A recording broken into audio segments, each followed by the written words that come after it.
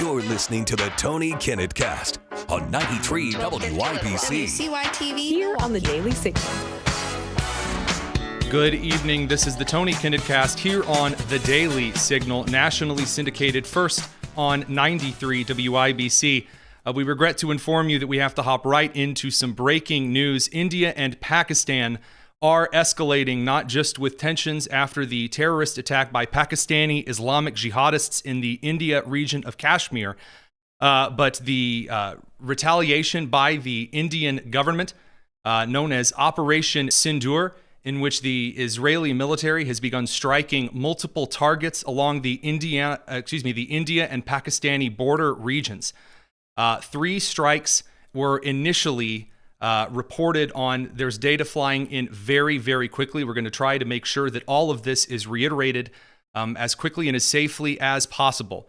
Both of those things are key, because if you get a bit flippant, then things are going to desist real quick. Besides, it appears that there are not only active military actions in the physical sense between the two countries, in which India, of course, with its missile strikes on Pakistani areas. One of the sites that Pakistan has struck, claiming to be an Islamic terror center, Muzaffarabad, one of these targeted sites is not far from the Pakistani capital of Islamabad.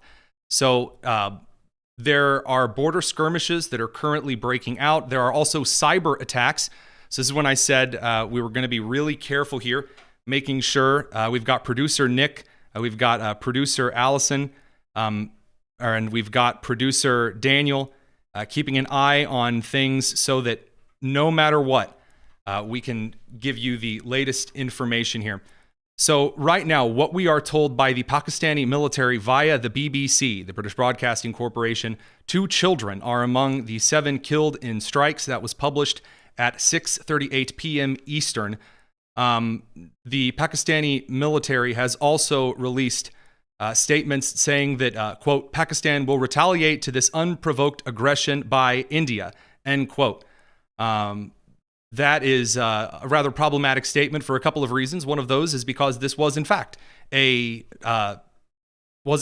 provoked attack, given Pakistanis crossing the border over into India and causing severe amounts of terror and harm in India's northern regions. Of course, India and Pakistan have a rather extensive history of,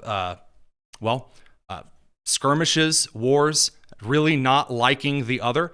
These are both unstable nuclear powers. And so that's one of the reasons why this is a particularly serious series of news updates. Right now, we're getting a couple of more. All right, we have another update to bring from the India and Pakistan situation.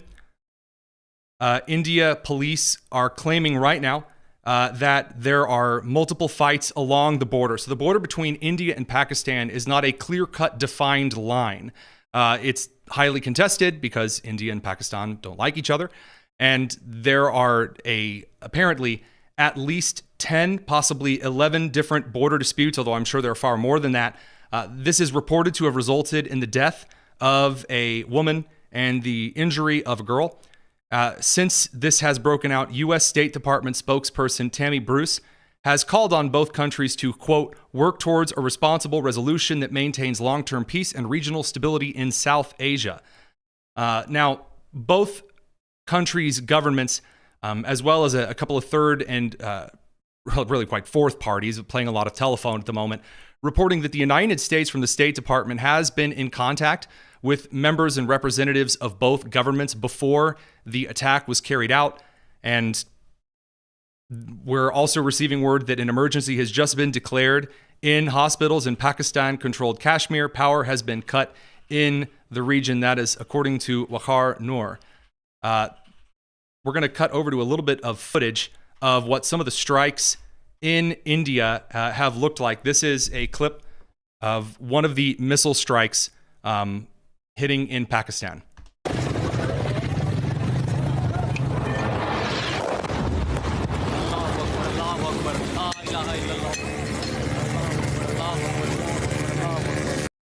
The statements about these particular strikes referring to sunrise in Pakistan. Of course, over there, it's not quite time for morning just yet. So it is, in fact, a very, very serious situation that is developing.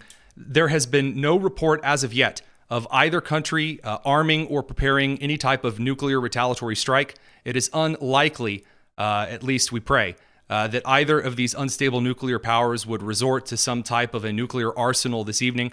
There have been a couple of rumors circulating that Pakistan has shot down a couple of India's MiG fighter jets, that India has shot down a couple of Pakistan's F-16 fighter jets. Neither of these things is confirmed just yet. There is one interesting piece of news that I do want to break into a little bit here. Pakistan is currently under a serious cyber attack. And I don't just mean a cyber attack as in the Indian government or the Indian military or perhaps a third actor is attempting to, for example, shut down a computer-controlled power grid. That's not exactly common in Pakistan. What this cyber attack consists of is a series of malicious links that an individual in Pakistan might open trying to gain news about the incoming strikes or any retaliatory action. And basically their entire system is getting shut down. It's a serious Trojan, a virus, some type of malware that is being used to destroy any and all devices that it comes in contact with. So a bit of advice for those who are tuning into the show: web links do not differentiate where in the computer your world is to deploy malware. Be very careful about what you open up. You don't have to be the target in order to suffer from collateral damage. And there is going to be collateral damage in a war. This is something that needs to be discussed. There is a very silly argument that is made by hyper-isolationists that if countries simply refrain from engaging in offense or defense to protect their sovereignty, to protect their borders, to protect their people, that you can avoid collateral damage and everything will be rosy and wonderful. Unfortunately, for all of human history, especially as the scale of weaponry has increased in its lethality and also in its range and its area of effect, collateral damage is far more likely. And so what you're going to see in the next couple of days is both parties in India and Pakistan using the collateral damage that occurs throughout what is likely to be a series of targeted military strikes. And again, that's if the border disputes aren't flaring up, because border disputes have a bit of a tendency of flaring up in these kind of strikes. This is again how the India-China war, the Indo-China war began in the second half of the 20th century. Border disputes aside, you are likely to see both countries wielding the collateral damage that occurs as a measure of proof of the need for retaliation. So the Trump administration did respond very briefly. President Trump, right after he was briefed on the India-Pakistani flare-up, his response earlier this evening in the Oval Office. Has there been any reaction to the attacks between India and Pakistan? No, it's a shame. We just heard about it just as we were walking in the doors of the Oval. Just heard about it. I guess people knew something was going to happen based on a little bit of the past. They've been fighting for a long time. You know, they've been fighting for many, many decades and centuries, actually, if you really think about it. No, I just hope it ends very quickly. So the response from the United States so far, and it should be noted that India and the United States are, in fact, a rather close pair of entities. I've made this case before, and I'll save some of the more extensive political commentary for a little bit later. Now's really not the time. That the United States does, in fact, have a lot on the table when it comes to creating a stronger ally in India rather than with communist China. And of course, given the situation with Pakistan, I'm not quite sure what it looks like between the United States and its relationship with India. No one does. The vice president, who did just return from a trip from India so far, has remained silent. Of course, if there is any kind of a situation here that changes, we'll try to get that to you. Producer Nick is trying to keep all of the feeds refreshed as quickly as possible. Now, as for a travel update, two of the largest domestic airlines in India have reported that there are serious disruptions to air travel. Flight tracking radar currently shows that, at least as far as India is concerned, all major flights, I want to make sure I get that right, all major flights around the northern region of India and the entirety of Pakistan are in fact rerouting. So all major flights, commercial level, from all airlines that we can tell so far, are routing themselves away from the area. This makes sense. We do not currently know how many fighter jets or, God forbid, any bombers are currently in the air from either country.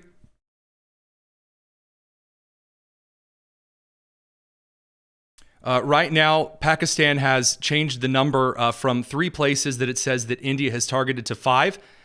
This would be Muzaffarabad, the capital of Pakistan-administered Kashmir; Kotli, Pakistan-administered Kashmir; Bagh, that would be also in the Pakistan-administered Kashmir; in Bahawalpur, Pakistan's Punjab province; and Meerut, Pakistan's Punjab province. There are 2 key provinces that are not shared, but split. Think North and South Korea style, between India and Pakistan. And of course, when you have a series of ethnic and religious tensions in a large regional area, what you are going to see is a lot of border skirmishes that are outside of governmental authority. The problem is, if a government entity encourages a particular group to act, if a particular government entity gives some kind of clearance for a known paramilitary or a terrorist entity to operate within its borders, the question then becomes, who's responsible for the operations carried out by the paramilitary organization, by the terror organization, etc. And that's one of the things that India was so infuriated over regarding the Kashmir terror attack. Of course, the 30 dead is a very serious grievance to India, who has felt that Pakistan has given too much leeway and freedom to Pakistani Islamic terrorists in operating in their borders already. But this is, I believe, something that the India government is no longer going to tolerate. Now, this next one comes with a proviso. And a proviso here, a yellow flag. There are a lot of rumors regarding aircraft in the region. And it's very easy to make some kind of a rumor about aircraft in a region during a war. We saw this during the outset of the Russo-Ukrainian war. We saw this during the short exchange between Israel and Iran with a ballistic missile attack. We saw this very briefly during the Houthi strike against Israel just the other day. A Pakistan military spokesman, Ahmed Sharif, who is currently speaking to colleagues at the BBC News channel, the word colleagues, that's the BBC's word, not mine, says that the military has shot down at least 2 Indian jets and a drone. Beware of military statements from military officials. We're sharing that with you because we're going to update you on any major, somewhat credible rumors. If the 2 countries are in fact launching sorties, groups of fighter jets to either act on patrol or perhaps to run interference for future missile strikes, then you could see some limited shots taken. The era of World War II dogfighting is really over. Jets move too fast to do that kind of earlier 20th century style combat, at least as there once was. So, don't expect kind of skirmishes in the sky, at least to that level. I think that it's also important to note at this point that there have been 2 statements, one from the United Nations Secretary General and one from Kaja Kallas, who is, I believe, one of the key foreign ministers for the European Union. So Kaja wrote, "Rising tensions between India and Pakistan are alarming. I urge both sides to show restraint and pursue dialogue to ease the situation. Escalation helps no one." And then she says that she spoke to 2 different officials in India and Pakistan today to convey these messages. What an absolute load of useless tripe. But again, that's the European Union. So to be explicitly clear, the Western liberal idea that every soul out there just yearns to be some freedom diplomacy, shaking hands in suits and going, business, business, business, is ridiculous and patently retarded. That is not how many countries on the face of this earth operate. And to suggest that, oh, you guys should just, talk it out. Wow, that's just as effective as the, hey guys, just don't bully. Just say no. Who out there is reasonable enough to go, you're right. Gee, I'm so sorry. I guess we're not going to escalate tensions or cause some type of a serious military conflagration. And yet at the same time, you're unhinged enough to engage in the escalations. Show me that person. The European Union, this is how they believe, which is one of the reasons why they're suffering a serious migrant crisis, because they believe the Islamic fundamentalists that they are importing from the Middle East, from South Asia, and from Africa hold all of their ideas close to their heart, as though what you're going to see is this massive Islamic adoption of Oktoberfest, which, I don't know if you know anything about Islam, but that ain't happening, Captain. So, completely useless from the European Union. I know, shocker. If you could believe it, the Secretary General of the United Nations, the premier cuck organization on planet Earth. And by the way, the word cuck, here's what the word cuck means for those of you who are new to the show, or at least I don't know if we use it that much, but it's important that you know the definition. The word cuck implies an individual who is emasculated. It's a spouse who watches his or her spouse sleep with another person. Because that, I guess he likes it. In other words, a very pathetic individual. The United Nations, in the actual connotative and denotative sense, is in fact a cuck organization. What do I mean? The United Nations, whenever they have dispatched peacekeepers to any region on Earth, it has been to watch the war take place, to watch a genocide take place. If you, and I'm not even talking about if you wear the uniform of the United Nations. I'm not even talking about if you wear that tidy bowl blue United Nations color. In Bosnia and Herzegovina, you will be beaten up because the United Nations consistently stands in an area and watches genocides take place. Why do I go off on that tangent very briefly? Because now the United Nations Secretary General has announced India and Pakistan must show maximum restraint. Great. Thank you. Very United Nations of you. Wonderful. Again, the current situation in India and Pakistan in the bordering regions of Kashmir are not getting any better. The strikes appear to go in a north to south line, with the exclusion of Bahawalpur, which is closer to southwestern Pakistan. Now, there is artillery fire that has been reported along multiple sections of the basically the area of contested territory, including Poonch Rajouri, Menthar, and Bimbergali. That's not confirmed yet.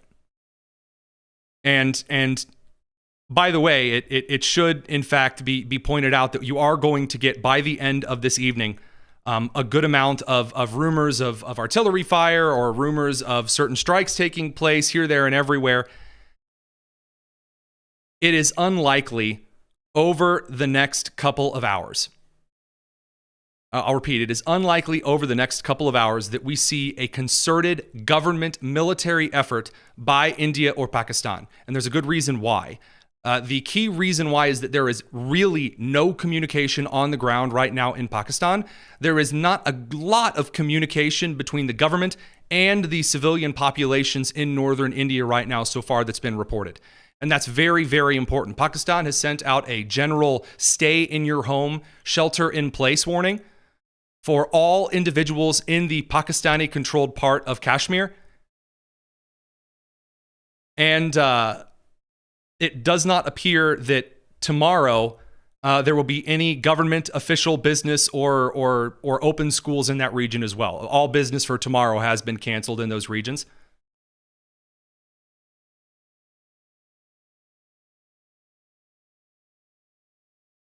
Additionally, India's embassy in the United States has released a statement just over an hour ago. Quote, terrorists killed 26 civilians in Jammu and Kashmir on April 22nd in a brutal and heinous attack. India has credible leads, technical inputs, testimony of the survivors, and other evidence pointing toward the clear involvement of Pakistani-based terrorists in this attack. It was expected that Pakistan would take action against terrorists and the infrastructure that supports them. Instead, during the fortnight that has gone by, that's 2 weeks, Pakistan has indulged in denial and made allegations of false flag operations against India. In other words, Pakistani officials have suggested, and we do have confirmation that these were real Pakistani officials making these suggestions, not just pundits and ghosts on social media, that India carried out the attack against its own citizens in order to blame the Muslim fundamentalists of Pakistan. Where have we heard that before? Number 4, India's actions have been focused and precise. They were measured, responsible, and designed to be non-escalatory in nature. No Pakistani civilian, economic, or military targets have been hit. Only known terror camps were targeted. Shortly after the strikes, a National Security Advisor, Sri Ajit Doval, spoke with the United States National Security Advisor and Secretary of State Marco Rubio and briefed him on the actions taken. We now have word from Reuters that Indian news agency PTI stated that targets included the JEM headquarters.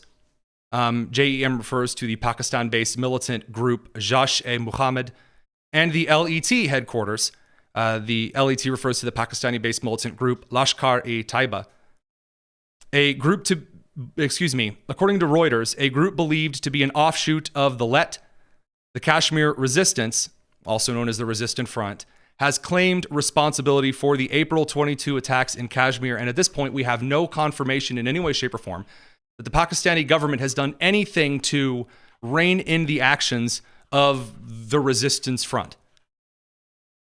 The Associated Press has now updated the situation, the strikes, I should say, from India into Pakistan, the retaliatory strikes, to a total death toll of 8. Of course, that number is likely to go up. There's a lot of confusion on the ground. At this time, I'm going to reiterate, there is no evidence that either country has armed any portion of its nuclear arsenal, that either portion of India's long-range missile defense group or Pakistan's much less advanced nuclear crews or long-range rocket crews are in fact mobilizing.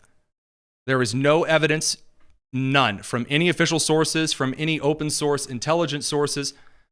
We work with the Open Source Intelligence Defender quite frequently. There's no evidence at the moment that there are any nuclear or long-range attacks that are currently in mobilization. God willing, that won't change. Just one last update before we head to commercial, and then we talk a little bit about some of the strikes over in Israel and with the Houthis in Yemen.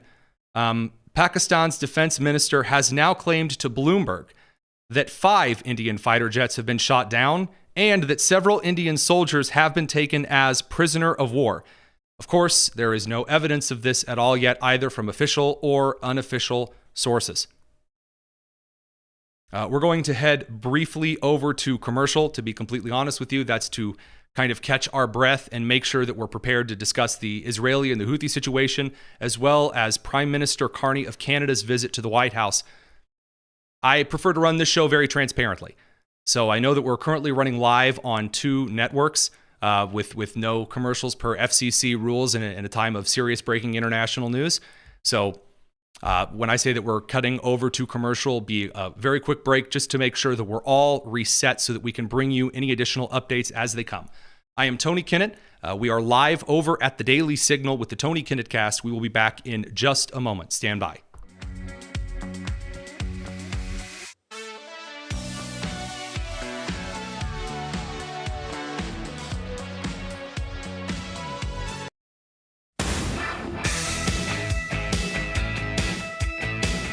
It's the Tony Kinnett Cast on 93 WIBC.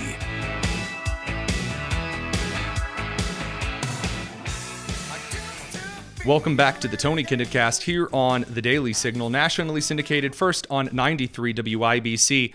Right now, we are covering the escalation in military action, both on the civilian and the paramilitary side, according to police reports from India, as well as military escalation between the unstable nuclear powers of India and Pakistan.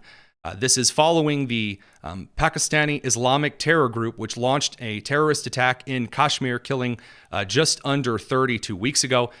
India responded to this after running what they had announced was a drill, responded by a series of missile strikes against what they claimed were Islamic terror camps. There are now skirmishes that are broken out on the border, not so far, we believe, between Indian soldiers and Pakistani soldiers. That is very likely to change. Right now, this appears to be civilian groups. We do know that right now the Associated Press has a death toll total of 8 due to the strikes, and 1 woman and 1 girl are reportedly dead due to the border skirmishes. So it's not unlikely, if there is in fact breaking news, if producer Nick throws something at me to get my attention, that we go back to update you on this story as it comes. The Israeli and Houthi situation is a rather interesting one. Understatement of the century, because under the Biden administration, the Houthis were essentially given free rein to target U.S. and U.S. adjacent craft in the Red Sea. There is a massive amount of global trade, much of it which is primary to the United States, meaning the United States is the buyer or the seller of goods heading through the Red Sea. And then also a secondary or U.S. adjacent shipping or trading through the Red Sea, meaning that the United States does a lot of trading in kind of adjacent staple goods with that particular country, which means that if prices on those goods go up, it's likely prices on the American goods will go up for consumers here. So primary and secondary trading, very serious, a lot of attacks by the Houthis, who their motto being death to the United States, death to Israel and the Jews. I know, very, very original when it comes to an Islamic terror group doing what Islamic terror groups do. The Houthis, after the Trump administration took office, decided that they were going to continue the strikes towards the United States and allies, and again, not even just allies, but just co-traders in the region, acquaintances, one might say. And through Secretary of Defense Pete Hegseth, the United States began a series of strikes against the Houthis. And finally, after the United States THAAD air defense system and the Israeli Iron Dome failed to stop a ballistic missile from striking just outside of Ben Gurion Airport in Israel, Israel launched a series of bombing campaigns against several ports under Houthi-controlled Yemen, including the Yemeni capital of Sana'a earlier today. Check it out.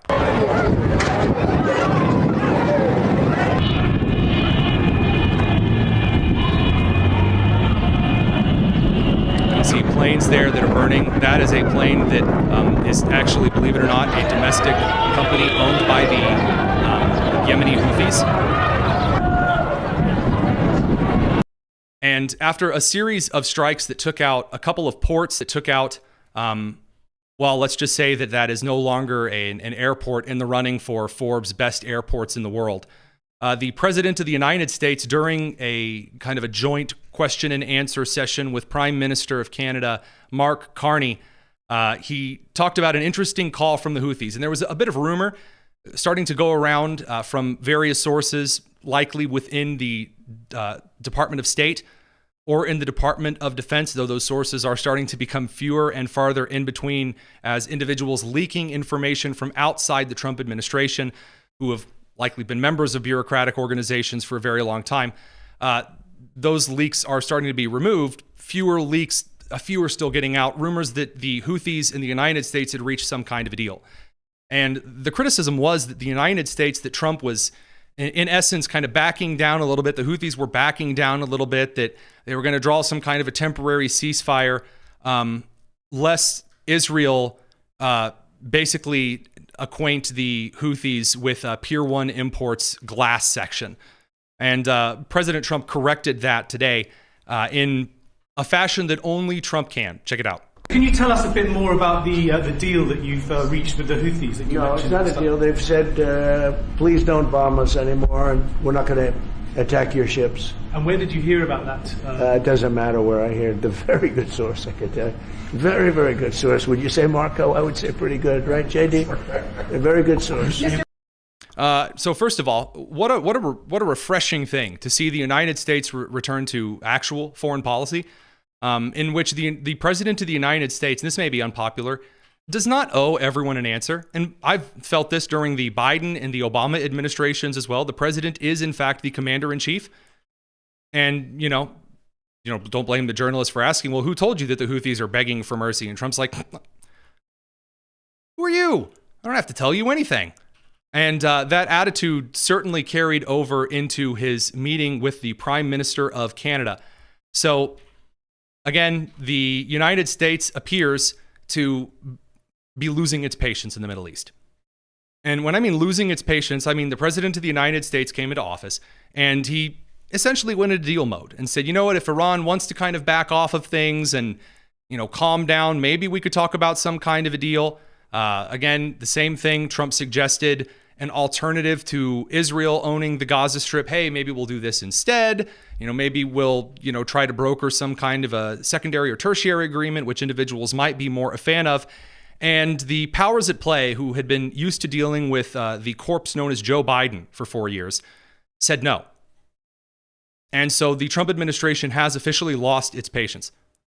And by the way, I will remind you that during the leaked signal chat, in which Jeffrey Goldberg of The Atlantic was, added to this group message in which several high-ranking members of the Trump administration were talking about an impending strike, rather vaguely, on several Houthi targets, that Vice President J.D. Vance and a couple of others who are believed to kind of be more isolationist members of the administration weren't so hot on the idea of bombing the Houthis. Now, again, the patience has run thin. I'll tell you what J.D. Vance really doesn't like as a Marine. He really doesn't like seeing members of the United States shot at. And so when Vance is looking at the President of the United States and the President says, peace through strength, and if you mess with us and my patience runs out, you won't be here, that is a policy that can, in fact, be expected to be carried out. Time will tell. The Houthi, I guess some kind of a Houthi spokesperson made some kind of statement today. I'm going to get this pulled up here. This is according to Walter Bloomberg. Said Houthi spokesperson denies that the group will stop attacking Red Sea shipping, and essentially said the Trump statement was inaccurate, which to me says that there's a group of Houthis that are splintering away from leadership that would really like to become glass. So if you would like to be the second part of Job, ashes to ashes and dust to dust, by all means, continue pushing. We do have a small update now on the situation, the escalating fight between India and Pakistan. According to the Associated Press, 38 more have been injured. This from Lieutenant General Ahmed Sharif of Pakistan. And Al Jazeera reporter in Islamabad made this report. A Pakistan response is underway. I repeat, according to Al Jazeera, which, grain of salt because it's Al Jazeera, the Al Jazeera reporter in Islamabad has reported that the Pakistan response is now underway. Quote, the Indian attack unfolded just after midnight local Pakistan time. We were able to observe a number of fighter aircraft. We could hear the noise of possible Pakistani aircraft on their way towards the Indian positions because we are now told that Pakistan is giving its response and that response is underway. If Pakistan has decided to respond to the situation by sending sorties of jets into India, as opposed to flying sorties above perhaps unstable or unsecure Pakistan targets, for example, of its nuclear program, and instead of a defensive maneuver has decided to respond with an offensive maneuver, things could get hairy rather quickly. So again, that's from Al Jazeera. There is not a lot of information yet to suggest that there is anything heavier at this time. We'll again keep you updated on that. This brings us over to the Trump administration and the Canadian Prime Minister Mark Carney visiting the White House today. We're going to talk about that in just a moment. We're going to grab a quick commercial break. It's the Tony Kinnett Cast here on the Daily Signal.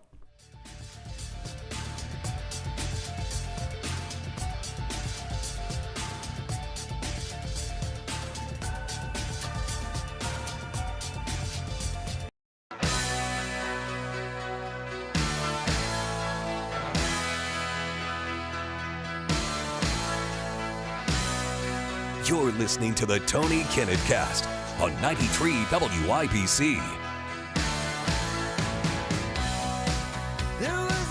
Good evening and welcome back to the Tony Kinnett Cast here on the Daily Signal, nationally syndicated first on 93 WIBC. Bringing a bit of updated news here. Apparently right now, there is a general from the Pakistani military who has made claims that an operation by Pakistan to counter the India military, in whatever form that might take, would be considered counterterrorism. So again, like I said earlier, what you're going to see in the next couple of days is essentially the communications or the PR strategy of all we are doing is counterterrorism to respond to collateral damage. And that is likely to continue.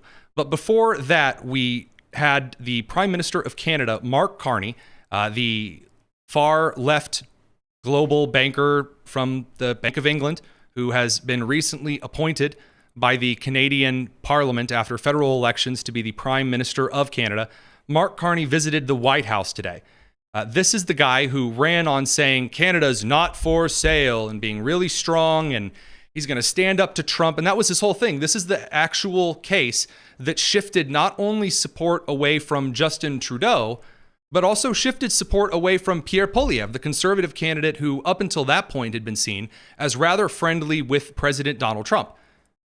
And so Carney had essentially skated to victory on this argument that he was going to stand up tough to the President of the United States. And, well, Carney then shows up to the White House today, and that all fell apart real quick. And I do mean it fell apart real quick. So it all began when the Prime Minister of Canada got out of his limousine. The President of the United States greeted him.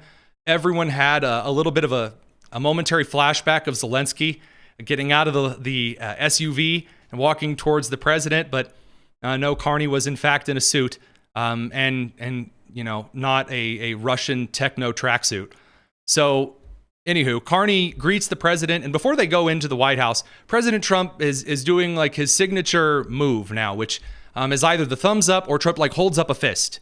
Not like way up there, just kind of a sort of fist here, just like this. And Mark Carney decides to imitate it, and it does not look good. President Trump greeting the Prime Minister of Canada.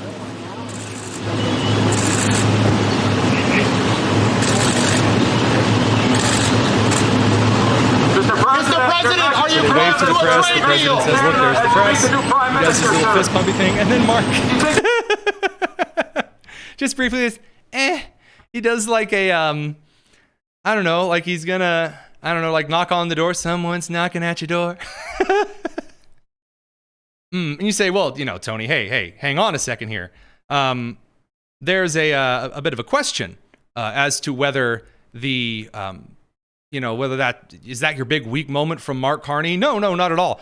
Carney has been roasted and toasted back at home, and the Canadians are just not having it there. Boy, you betcha. They're seeing Mark Carney get up in front of the whole country, and he just gets down on his knees and he starts licking the boots of President Trump. And boy, those Canadians, they're just more chuffed than a beaver in a maple syrup pile back in Saskatoon. You know what I mean? Here's a Mark Carney licking the President of the United States boots. Mark, would you like to say a few words?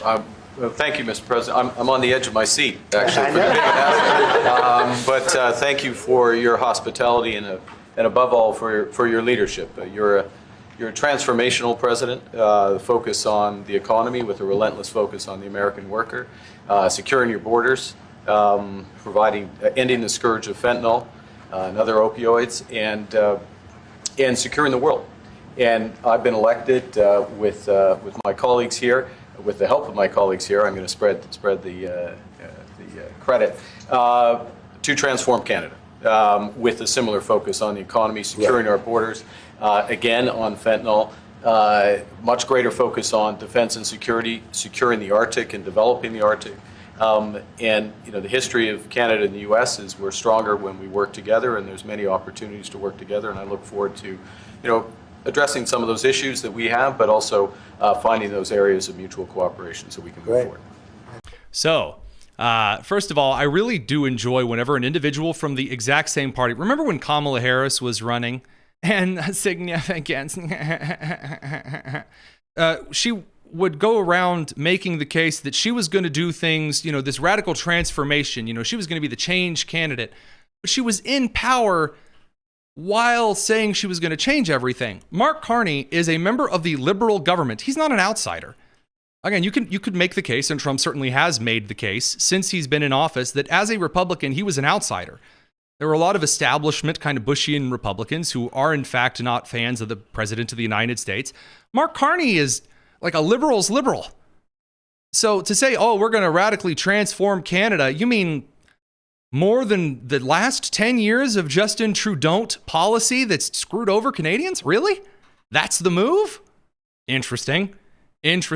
So then after, again, just licking Trump's boots, and that's, I got to tell you, I enjoy a little bit of American imperial groveling as much as the next guy, because the American empire is in fact beautiful and wonderful, and we have saved the world. And yes, there should be a bit of homage paid when visiting the President of the United States. But he then gets on his, what would you say, producer Nick? He gets out his angry eyes. He gets a little bit tough. He kind of puffs his chest out a little bit. He gets a little hot and stuffy, and he decides to put his foot down, his size 3 foot, that looks like it would probably be fitting in a Barbie set. Mark Carney's like, Canada is not for sale, eh? As you know from real estate, there are some places that are never for sale. That's true. We're sitting in one right now, Buckingham Palace that you visited as well. That's true. And having met with the owners of Canada over the course of the campaign last several months, it's not for sale, won't be for sale ever. But the opportunity is in the partnership and what we can build together. And we have done that in the past. And part of that, as the president just said, is with respect to our own security.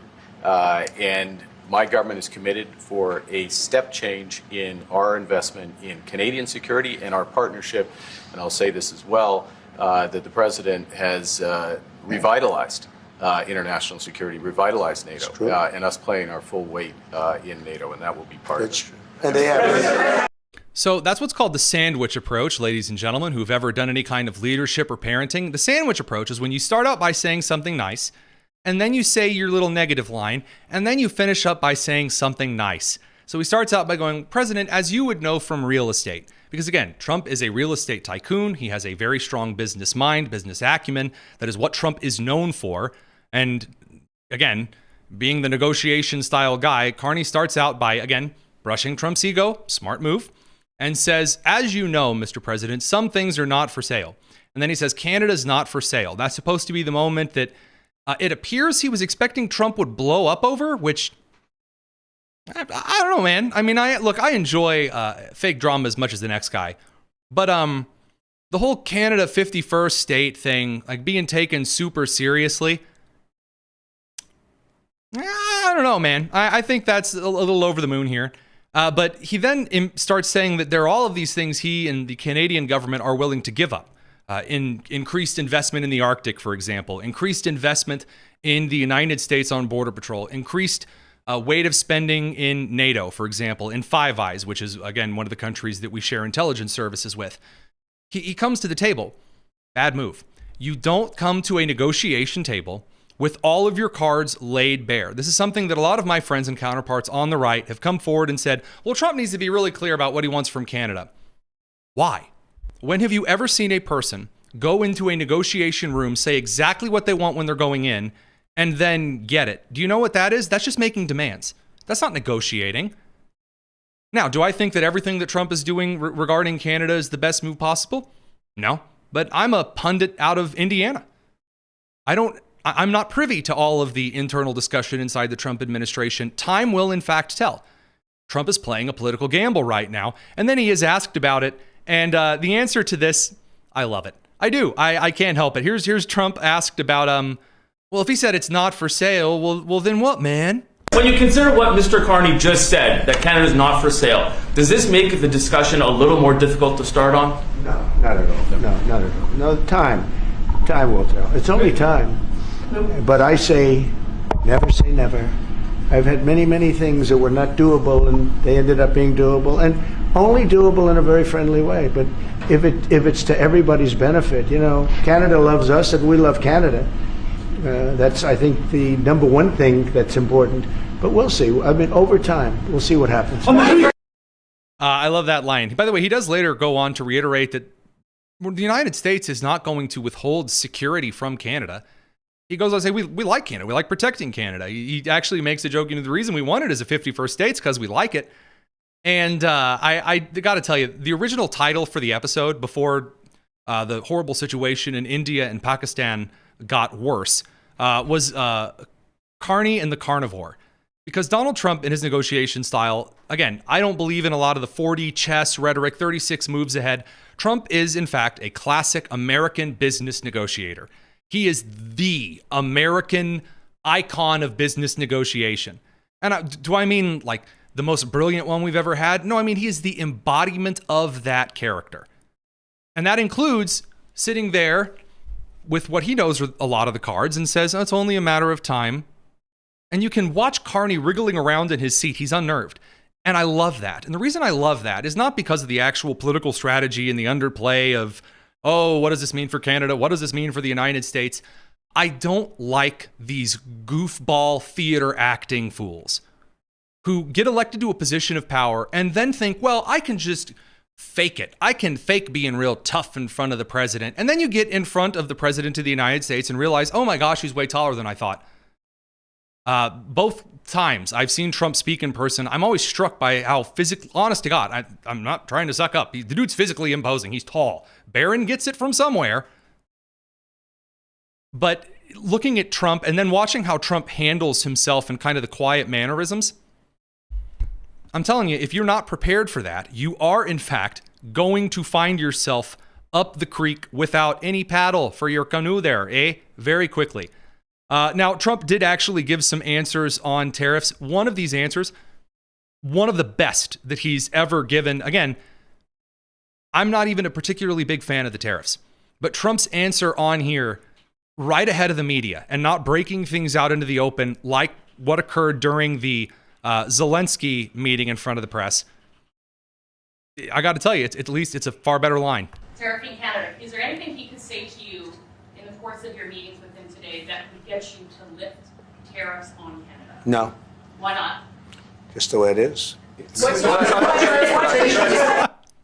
So as producer Nick pointed out, because I was in standby for Newsmax today while this was going on, Carney then immediately starts going, oh, wait, Mr. President, wait, Mr. President, wait a minute, wait, don't stop, wait a minute, stop it, please. No, just, again, breaking it out right there in the open. And you don't know if Trump actually discussed the tariffs or not in the private meeting whatsoever. Carney seems to indicate later in the day in this little post-press conference and like a weird maple leaf podium that he brings around with him. It's really nice woodwork. That the president did actually talk a little bit about what it would take to lift the tariffs. Not breaking things in front of the media is a good strategy. Now, I could talk about how, Trump said that we don't really want to build cars or car parts in Canada anymore. We don't want steel from Canada anymore. And he also talked about how he doesn't want the United States subsidizing Canada anymore. The last argument there about subsidizing certain Canadian industries to prop them up in the same way that we propped up a lot of European countries and rebuilt them with the Marshall Plan after World War II. I think that's a fair argument to be made. But not articulating that in front of the media, and he even directly alluded to the Zelensky interview in front of the press. He said, this isn't going to be one of those. And then after he was done talking about the autos and not subsidizing Canada, I'm not sure if he actually does that in the clip that I have here. I guess we'll see. We want to make our own cars. We don't really want cars from Canada. We're going to, that's not a money thing. But we always will. But it's not fair. Oh, he talks about why are we we'll protect subsidizing Canada. $200 billion a year, or whatever the number might be? It's a very substantial number.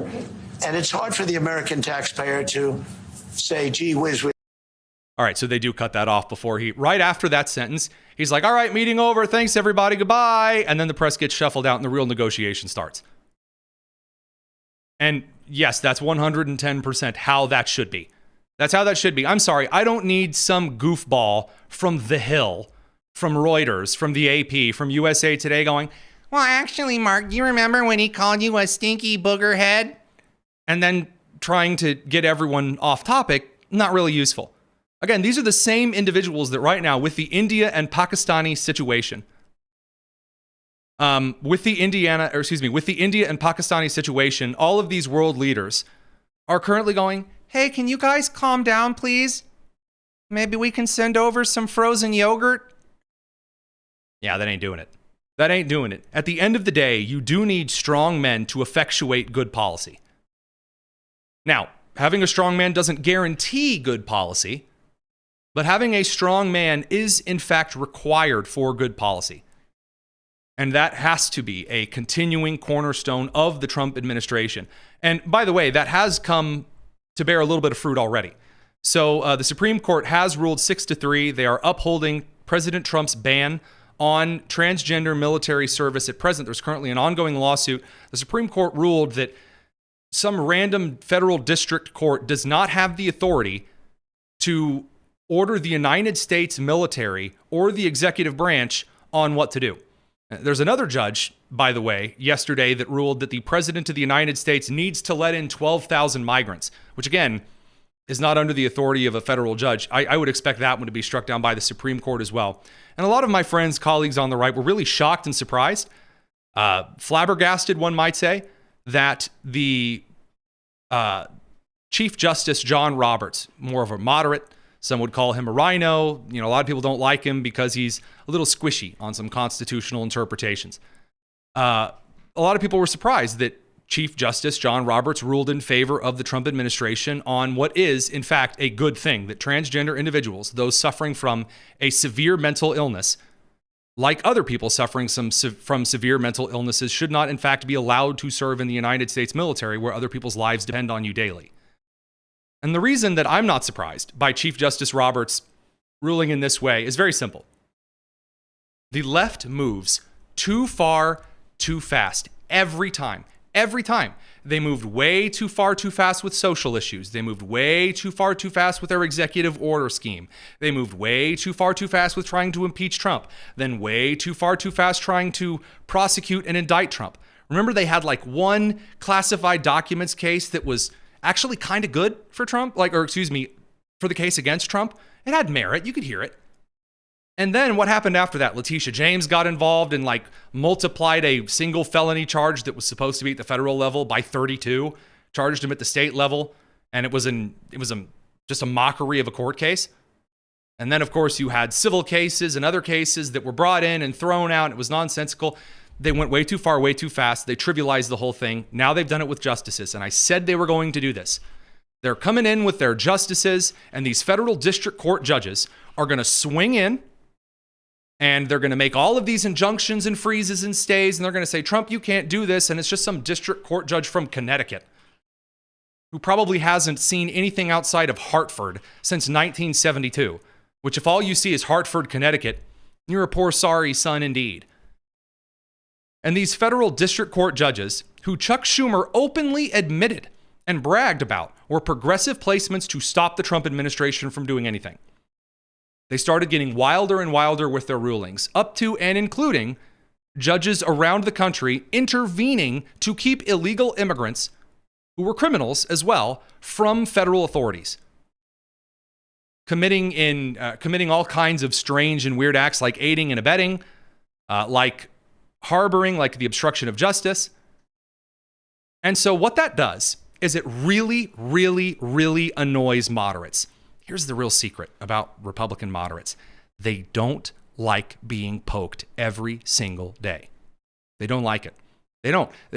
Government is supposed to be this long, grand, quiet, a little bit of give, a little bit of pull, kind of a march. And when you have people on the left who are poking John Roberts every day with more unconstitutional and more unconstitutional nonsense. And we're getting like weirdly wild out there. You need to bring back exactly 12,000 migrants. Says who? Why? According to what? There's no precedent. There's no law. There's nothing in the Constitution. There's nothing in the Bill of Rights.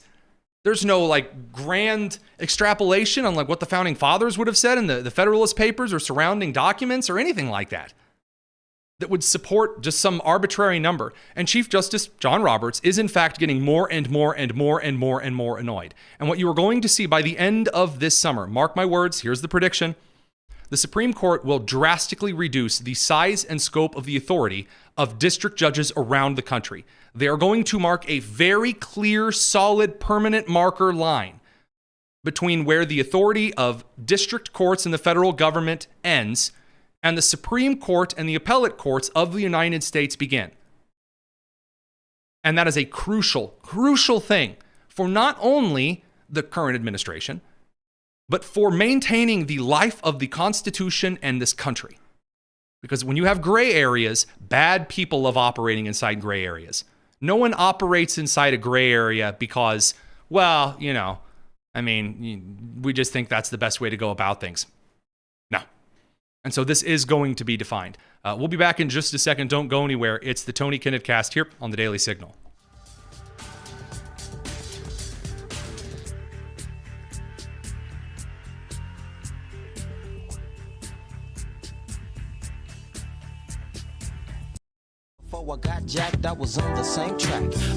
It's the Tony Kinnett Cast on 93 WIBC. All right, just a few final things before we end for the evening. A couple more updates on the India-Pakistan situation, the escalating conflict. The different news crews have appeared to have latched on to different sources in both governments, and maybe in a cosmic sort of way, you find this humorous. And I don't mean humorous as in ha-ha funny. I mean, it's rather queer to observe that different foreign ministers in the same governments are feeding different news outlets different things.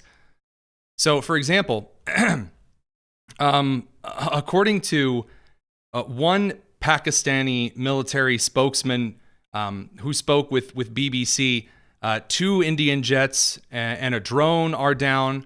A different Pakistani government official told other international news outlets it was 5 jets. Of course, both countries right now, and this one would be according to Open Source Intelligence Defender, who we work with quite a bit over on the show, stated both India and Pakistan deny that any of their fighter aircraft have been downed during tonight's escalation. An Indian defense official has stated that all aircraft and pilots involved with Operation Sindoor are safe and have returned to their respective bases in India, end quote. My heart certainly does go out to a lot of those who are going to be monitoring a lot of the large-scale media this evening because with the number of various reports, again, especially amid the massive cyber attack currently being unleashed on Pakistan and Pakistani adjacent groups around the world, it's going to be a long night as far as that's concerned. A couple of other pieces of information now breaking. Secretary of State, as well as the acting National Security Advisor, Secretary Marco Rubio, released a statement, quote, "I am monitoring the situation between India and Pakistan closely. I echo the president's comments earlier today that this hopefully ends quickly, and we will continue to engage both, will continue to engage both Indian and Pakistani leadership towards a peaceful resolution." So that's the Secretary of State and National Security Advisor acting, Marco Rubio, echoing the president's comments from earlier today. Air France, Lufthansa, all other kinds of European airliners are going to be canceling any other flights. Some already have, Air France and Lufthansa have, but other European airliners, as well as some international flights. I doubt there's going to be many airliners landing in Pakistan, at least before daybreak. Last but perhaps not least, it appears that the international move is to kind of declare neutrality in this fight between India and Pakistan. not necessarily unusual given, again, Pakistan is an unstable Islamic nuclear power, and India is a slightly less unstable nuclear power. The United Arab Emirates Foreign Minister Sheikh Abdullah bin Zayed called on India and Pakistan to exercise restraint, de-escalate tensions, avoid further escalation. You know, the kind of things that foreign governments say when trying to de-escalate a situation. And there's really not much else, given the current situation, that one can say. And so with that, we're going to end our coverage of this particular bit of news. We'll be back for the top news in 10 for the Daily Signal tomorrow morning. Thank you very much for tuning in. We'll get to our quick news reactions and a whole lot of other things we had planned for this evening's show tomorrow. This is the Tony Kinnett Cast here on the Daily Signal, nationally syndicated and first on 93 WIBC. Take care.